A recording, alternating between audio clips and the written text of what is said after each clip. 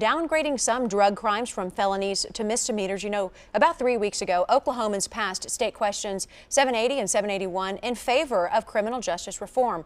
Not everybody was happy about that, but this could be the beginning of some major changes here in our state. Joining us now to talk about this, Andrew Spino, the state director for the Right on Crime Initiative. Thank you so much for your time. Well, thank you for having me on. Great to have you. First of all, what is the Right on Crime Initiative? Right on Crime is an initiative started in Texas several years ago. They were facing a lot of the same problems we were. A bloated prison system, overpopulation behind bars, a clogged criminal justice and court system. So they started instituting a number of conservative criminal justice reforms, looking at crime as a policy issue and how to get the best rate of return. The top priority, always public safety. Public safety is first, but let's look at crime and criminal justice just like we do education and healthcare and transportation. Let's look at this as a policy issue to be analyzed on a cost-benefit analysis and make sure we're getting the best return possible.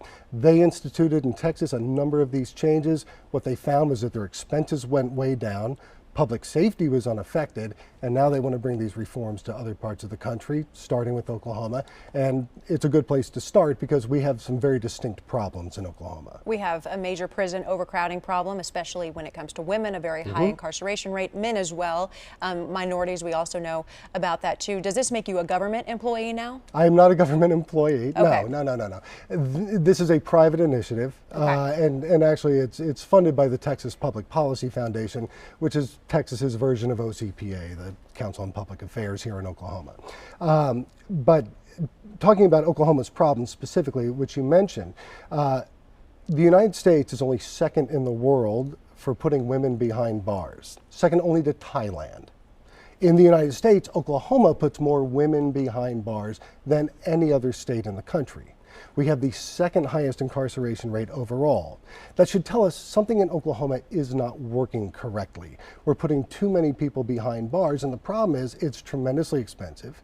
It's ineffective in terms of real public safety value, and more than anything, probably it's unsustainable. We can't keep doing this. And so with the passage of 780 and 781, what it says is that the voters overwhelmingly, 60%, which is a landslide by any objective measure, 60% of Oklahomans want to see criminal justice reform. So hopefully it's going to give legislators the political courage to take this even further in the next legislative session. When you talk about these numbers, you're talking about per capita, correct? Yes, per capita. Okay. Per capita, yes. And then when it's an important distinction. When I did a lot of research about 780 and 781 during the election and before it was passed by about 60% by the voters, as you mentioned, voters probably agree that there is an issue and an expensive issue, criminal justice reform. One of the biggest concerns, you touched on it, was public safety. Are we going to be incentivizing crime, taking some of these drug offenses from a felony down to a misdemeanor?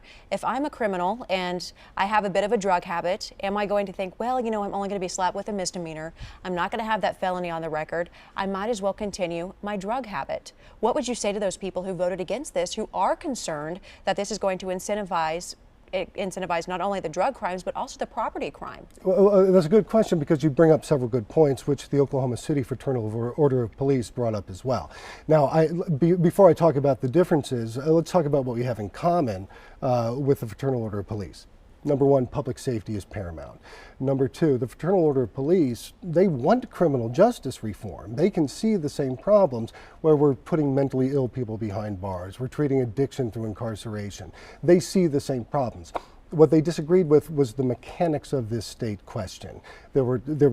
The language admittedly was not great, and we had no hand in crafting the language, but there needs to be some clarifying or corrective language to the state questions in the next legislative session. But their concerns had to do with funding mechanisms and then kind of disincentivizing people from going into the drug courts because their concern was it would remove their leverage from getting people in.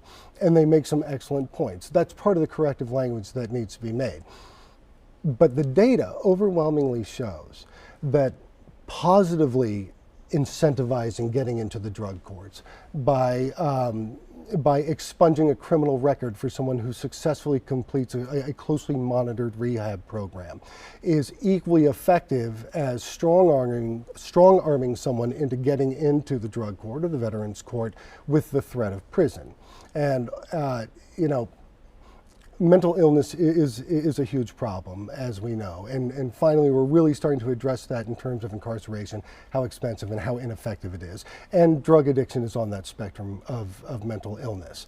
The data overwhelmingly shows that we're much better off focusing on treatment, keeping people out of prison and clean, keeping them productive members of society, rather than simply locking them up. Let's focus our resources on locking up people who are genuinely dangerous, because every prison bed that's taken by a drug addict is a prison bed that's not occupied by a murderer or a sex offender or an armed robber. We need to focus more, just for practicality's sake, on locking up people who are dangerous, not just people we're mad at. Okay.